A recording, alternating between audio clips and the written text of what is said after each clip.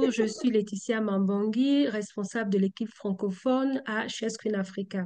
Chess Screen Africa, c'est tout simplement une initiative qui permet de mobiliser des experts dans des domaines liés à la conservation de la nature afin qu'ils viennent donner des séminaires, des ateliers en ligne gratuitement aux universités, grandes écoles et ONG qui le désirent. Et nous sommes là pour vous inviter, enseignants et étudiants de l'Université officielle de Bukavu ou encore UOB. Nous voulons vous inviter au lancement des cafés scientifiques. Donc, le café scientifique est une initiative du domaine des sciences agronomiques et de l'environnement de l'Université officielle de Bukavu en collaboration avec Chess Screen Africa. Et je suis là avec Dr Matendo et Monsieur Eli de l'UOB. Je vais leur donner la parole. Monsieur Eli. Merci beaucoup pour la parole accordée. Moi, c'est Eli Montoué Doumishingo. Je suis enseignant au domaine des sciences agronomiques et environnement de l'Université officielle de Bukavu. Le domaine des sciences agronomiques organise trois filières. Nous avons la production végétale, nous avons la production animale et nous avons eau et forêt. Alors, les cafés scientifiques visent justement à créer un espace de partage, de débat et de valorisation des résultats de recherche scientifique autour des thématiques agro-environnementales prioritaires dans la région, en ayant un focus sur les trois filières qui sont organisées par le domaine, mais également avec le domaine d'intervention des chez Ascreen Africa. Spécifiquement, il s'agit principalement de promouvoir et valoriser les résultats des recherches menées à l'Université officielle de Bukavu et ailleurs. Deuxièmement, il s'agit de favoriser l'interdisciplinarité et les échanges entre les différents acteurs du domaine, sensibiliser les étudiants et les parties prenantes sur les enjeux scientifiques contemporains. Nous avons également comme objectif de renforcer la capacité de communication scientifique, principalement chez les jeunes chercheurs.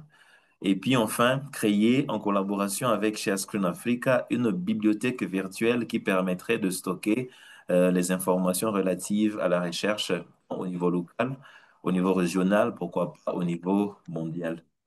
Merci. Et docteur Matendo, si vous pouvez dire un mot pour encourager les membres de la faculté ainsi que les étudiants à participer à ces cafés scientifiques. Les cafés scientifiques, c'est vraiment un cadre idéal que tout chercheur, étudiant devait participer à ces cafés-là parce que ça va permettre un échange et la vulgarisation scientifique des résultats qui ont été obtenus. La plupart des fois, vous trouvez quelqu'un, on publie simplement sur une plateforme de l'université, Monsieur tel a soutenu sa thèse, Monsieur tel a eu la recherche, et tu trouves que c'est un trop grand document et que tu ne peux pas avoir le temps de relire ces documents-là. Mais comme les intervenants sont présents au niveau de l'université, on peut leur donner l'espace où ils vont nous résumer en quelques mots, nous donner les grandes lignes de leurs résultats et nous donner même les tips, comment est-ce qu'on peut arriver à appliquer les résultats de leurs recherches dans la vie, dans la communauté. De même, ce serait important, ces cafés scientifiques, parce que ça favorise une collaboration entre l'Université officielle de Bukavu et Shea Screen pour renforcer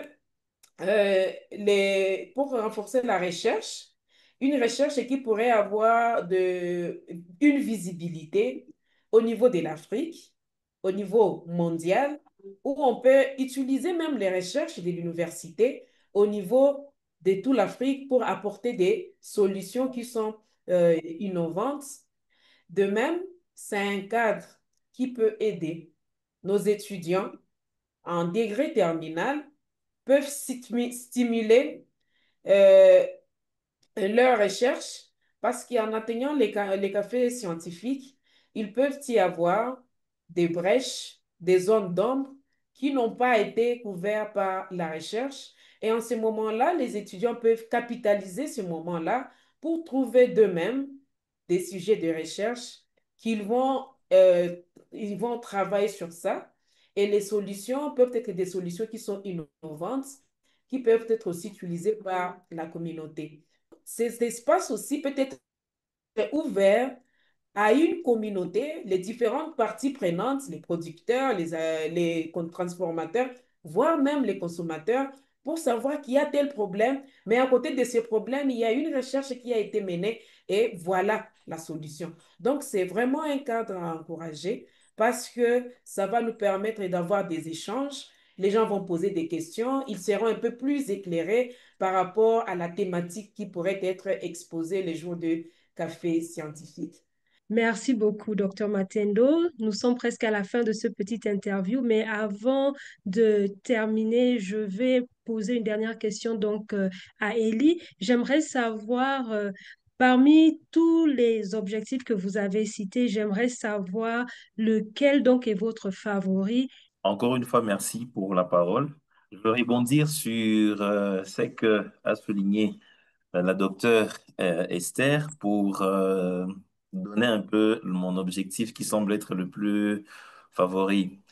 Alors, d'abord, Madame Esther a dit qu'il fallait vulgariser les résultats de la recherche. Alors, ce qui fait que mon premier objectif favori, c'est de promouvoir justement et valoriser les résultats de recherche scientifique menés à l'UEB, mais également et surtout, il y a l'autre aspect qu'il faut prendre en compte, c'est que il y a un accent particulier qui est mis sur les jeunes chercheurs. Souvent, les jeunes chercheurs, ils ont du mal à trouver des espaces pour partager leurs connaissances, mais également, ils ont souvent aussi du mal à trouver des gens peut-être qui sont dans le même domaine qu'eux et qui peuvent les orienter lorsqu'ils sont bloqués dans leur recherche. Je pense que ça peut être un espace vraiment très favorable pour eux, pour qu'ils viennent exposer réellement aux yeux de tout le monde ce qu'ils sont en train de faire. Et ça serait aussi une occasion pour avoir des orientations pour des améliorations futures de leurs travaux de recherche. Et l'autre objectif qui me tient vraiment à cœur, c'est que nous allons créer une médiathèque en ligne avec l'appui de chez Ascreen Africa. Ça, c'est quelque chose d'énorme parce que ça permet non seulement une atteinte générale aux informations de partout où on peut être, hein, mais également et surtout, ça permet une très grande conservation des informations. Et je reste convaincu qu'avec le temps, on peut parvenir à créer, pourquoi pas au niveau de toute l'université, avoir une médiathèque qui va permettre qu'on puisse enregistrer les informations en ligne et qu'en cas de besoin, partout où on peut être, qu'on puisse atteindre, accéder à ces informations-là. Ça peut être quelque chose de vraiment énorme et qui peut aider à la vulgarisation de la recherche. Et sur ce point-là, je salue l'initiative et l'appui de chez Screen Africa. Merci beaucoup, Monsieur Elie. Nous sommes arrivés à la fin. Comme vous avez entendu, vous êtes invité donc le 29 octobre à une présentation qui sera donnée par Dr Matendo.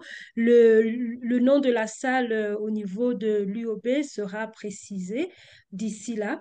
Mais pour ceux qui ne pourront pas être là en présentiel, s'il vous plaît, joignez-nous sur Zoom. On va aussi communiquer le lien Zoom avant le 29 octobre. Merci et au revoir. Bye bye, à Merci. très bientôt. Bye bye. Merci.